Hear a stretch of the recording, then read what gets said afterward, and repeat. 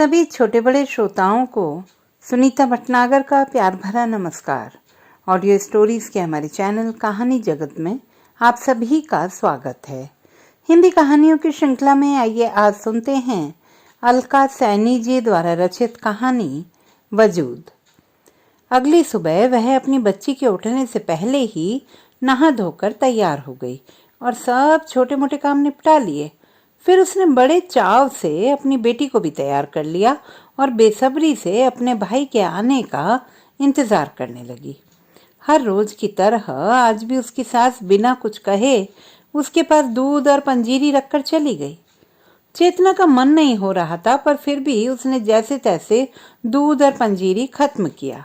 समय बीत ही नहीं रहा था कि वह अपना मन बहलाने के लिए तोतली जुबान में अपनी बेटी से बातें करने लगी। गुड़िया, तुझे पता है आज तेरी नानी बड़ी बेसब्री से अपनी नवासी का इंतजार कर रही होंगी।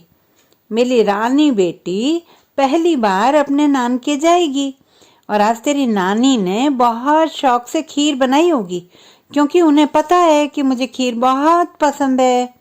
पता है तेरी नानी बचपन से लेकर मेरे हर जन्मदिन पर बादामों वाली खीर जरूर बनाती थी।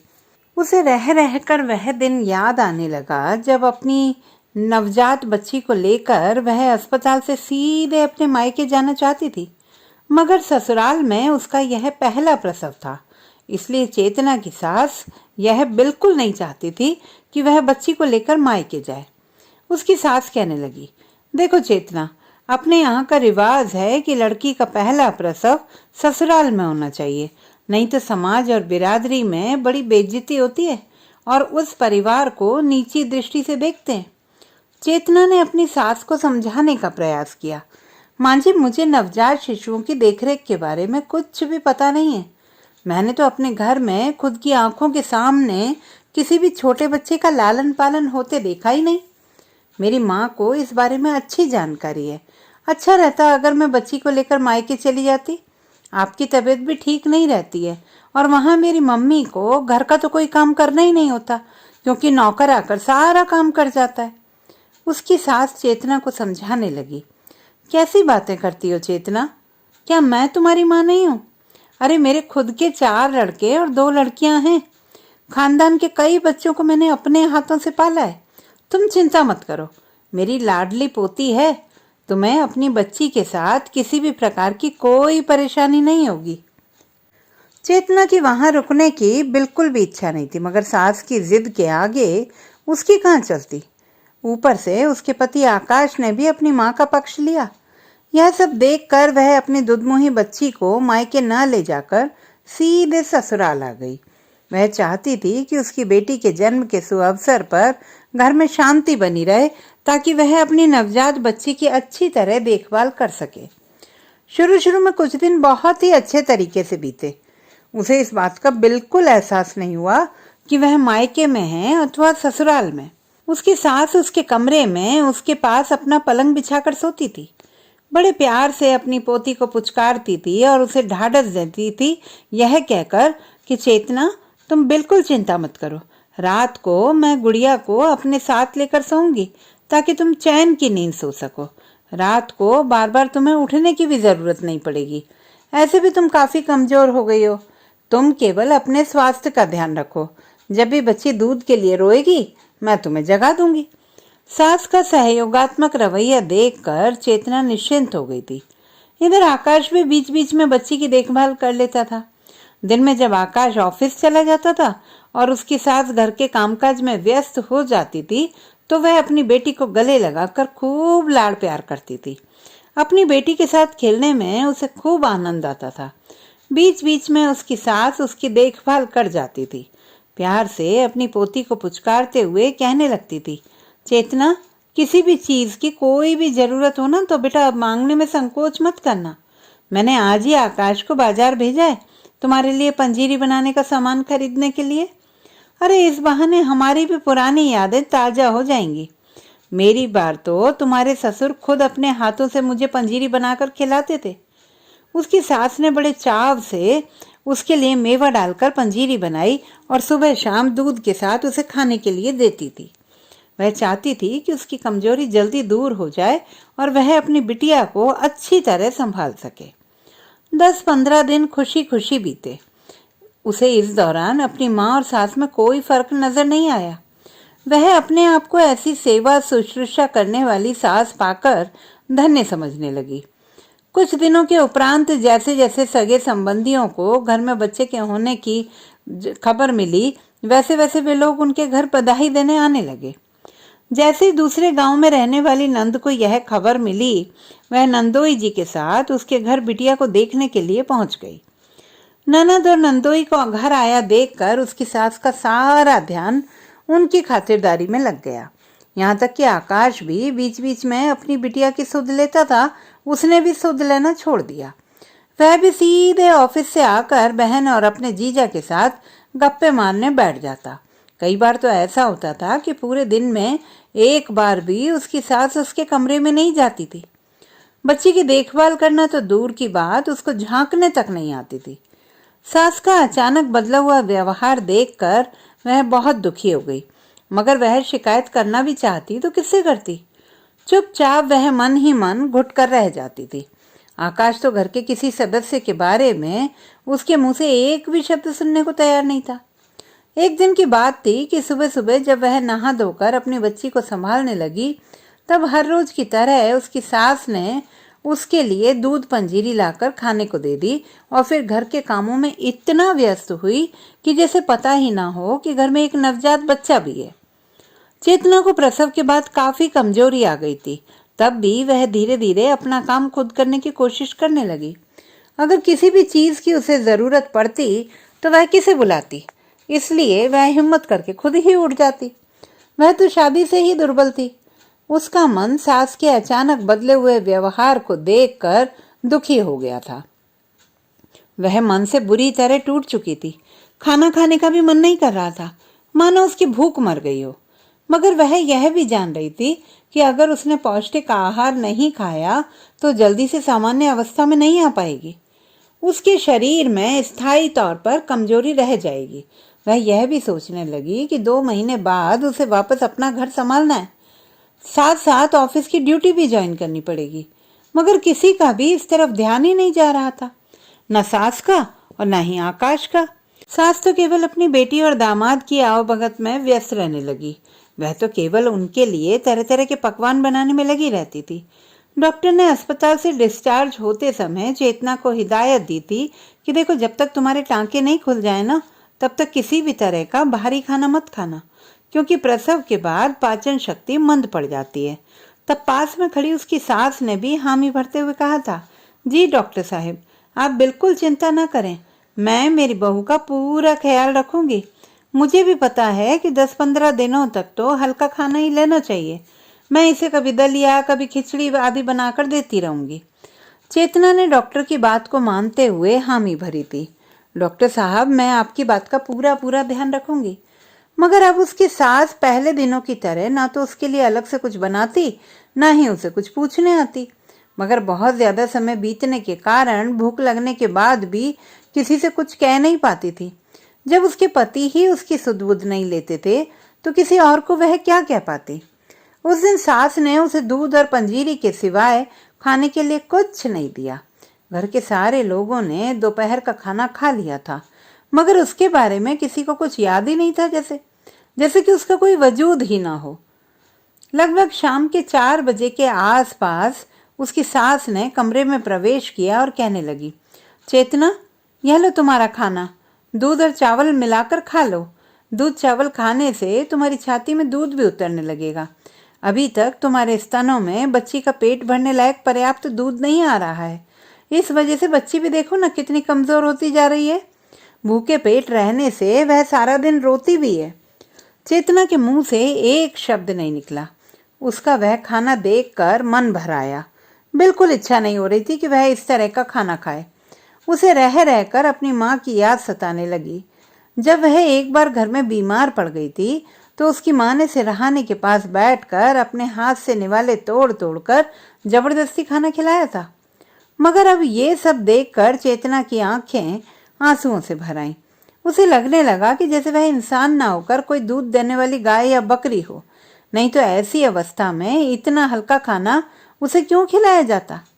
उसको सुबक सुबक कर रोता देखकर हौसला देने के बजाय उसकी सास गुस्से से तमतमा उठी और कहने लगी, तुम तो ऐसे धाड़ मारकर रो रही हो जैसे कि हम सब तुम्हारे दुश्मन हो। ये बातें हमारे बड़े बुजुर्गों ने सिखाई हैं। क्या हमें पता नहीं है कि तुम्हें क्या खाना देना चाहिए और क्या नहीं। अभी चेतना कुछ बोली भी नहीं थी कि पास में खड़ा हुआ आकाश भौहें चढ़ाता हुआ गरजने लगा, आखिर तुम अपने आप को समझती क्या हो? हम क्या तुम्हें दुखी रखते हैं? बार बार रोकर तमाशा करने लगती हो। अगर तुम्हारा मन किसी और चीज को खाने को होता है तो क्या मुंह से बोल नहीं सकती? तुम क्या गूंगी हो या यहाँ पर कोई मेहमान आई हो? चेतना फिर भी चुप रही। उसे लगा कि रोकर उसने पता नहीं कौन सा गुनाह कर दिया जो सब लोग उसके पीछे हाथ धोकर पड़ गए। कोई उसको दिलासा तो क्या देता, ऊपर से उसके ननद और नंदोई भी उसको ही कसूरवार ठहराने लगे और ननद तो आग में घी डालने का काम करते हुए सबके सामने बोली, इसे शायद हमारा यहाँ आना अच्छा नहीं लगता, तभी बिन बात पर हंगामा कर देती है। इतना ही नापसंद है हमारे घर का खाना तो अपने घर क्यों नहीं चली जाती। ननद की टेढ़ी बात सुनकर चेतना से रहा नहीं गया और वह कहने लगी, दीदी मैं तो जाना ही चाहती थी पर माँ जी ने मुझे जाने नहीं दिया। इसका मतलब हम लोग ही खराब हैं? क्या दुनिया में तुमने ही निराला बच्चा पैदा किया है जो इतने नखरे कर रही हो? गांव में तो बच्चा पैदा होने के 4 दिन बाद ही सब घर का चौका चूल्हा करने लग जाती हैं औरतें। ये शहर की लड़कियां कुछ ज्यादा ही नाजुक बनती हैं और ऊपर से इनके माँ बाप अपनी लड़कियों को कुछ सिखाना नहीं जानते।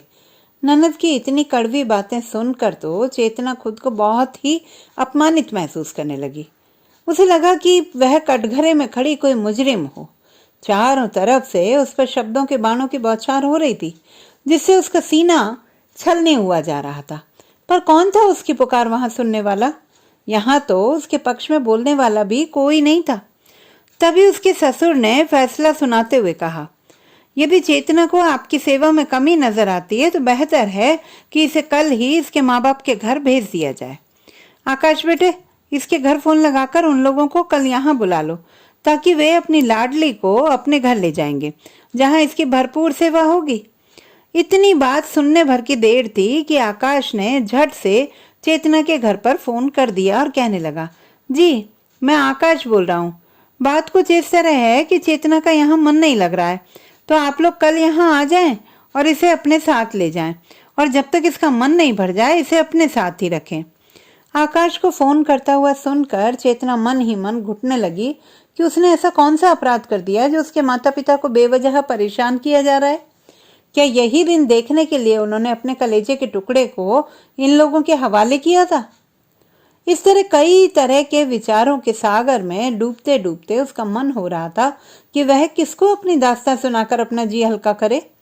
वह खुद को बिल्कुल असहाय अनुभव कर रही थी, जैसे किसी ने तपती रेगिस्तान की रेत पर उसे नंगे पांव चलने के लिए छोड़ दिया हो, जहां दूर दूर तक कोई छांव नजर नहीं आ रही थी।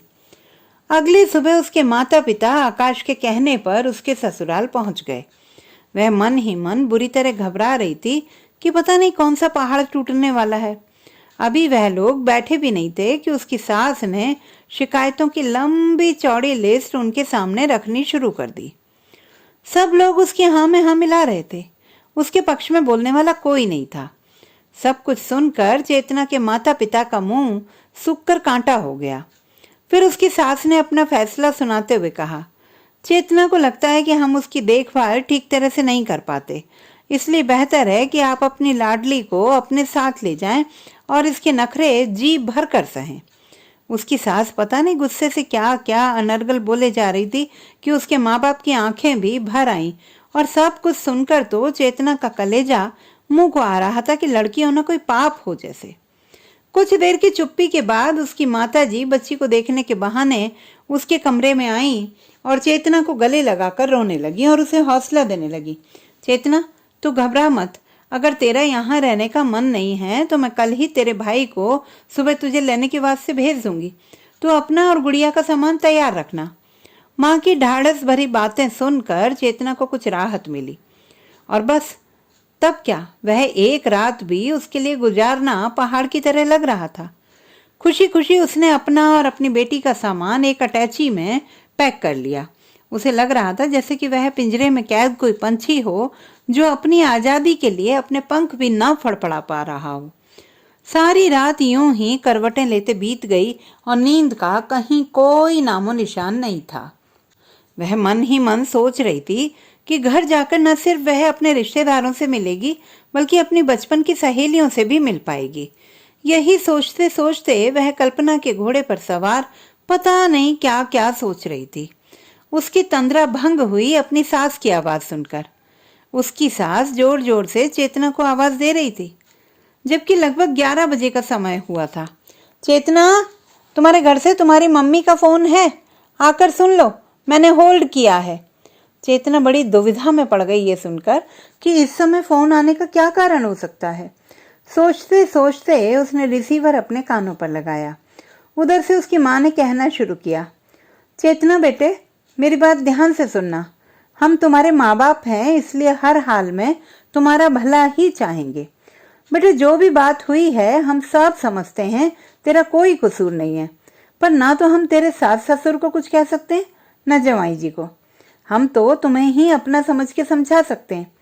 तेरे पिताजी और मैंने बहुत विचार विमर्श किया इस बारे में कि हम ठहरे लड़की वाले। इसलिए बेटे, अब तुम्हारा असली घर तुम्हारा ससुराल ही है और तुम्हें अपने सास ससुर को ही अपने माता पिता की तरह समझना होगा।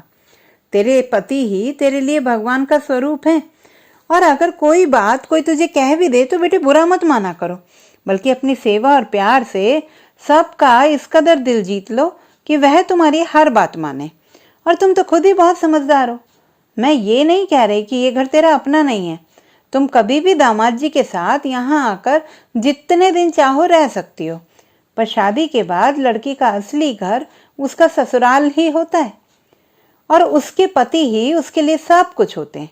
हमारे बड़े बुजुर्ग कहा करते थे कि वह लड़की बड़ी खुशनसीब होती है और स्वर्ग में जाती है जिसकी अर्थी उस घर से उठती है जिस घर में उसकी डोली जाती है। कहते कहते उसकी माँ रोने लगी और चेतना कुछ बोले इससे पहले ही रिसीवर रख दिया। चेतना तो फोन सुनकर मानो जड़वत हो गई। अगर वह बोलना चाहती तो भी फोन पर क्या बोल पाती। उसके मुंह पर तो जैसे ताला लग गया हो। लाख कोशिश के बावजूद भी उसकी आंखों में आंसू भर आए और गाल पर लुढ़कने लगे। उसे लगा कि भरी दुनिया में कौन है यहाँ उसका, किसे वह अपना कहे। चेतना यह सोचने के लिए विवश हो गई कि क्या वह हमेशा की तरह कभी माता पिता और कभी अपने पति की दया पर निर्भर मात्र एक आश्रित की तरह है। आखिर एक औरत होने के नाते उसका वजूद क्या है। तो दोस्तों, ये थी हमारी आज की कहानी। आपको कैसी लगी कमेंट बॉक्स में लिखना ना भूलें। चैनल को सब्सक्राइब करें, लाइक करें और मित्रों के साथ शेयर करें।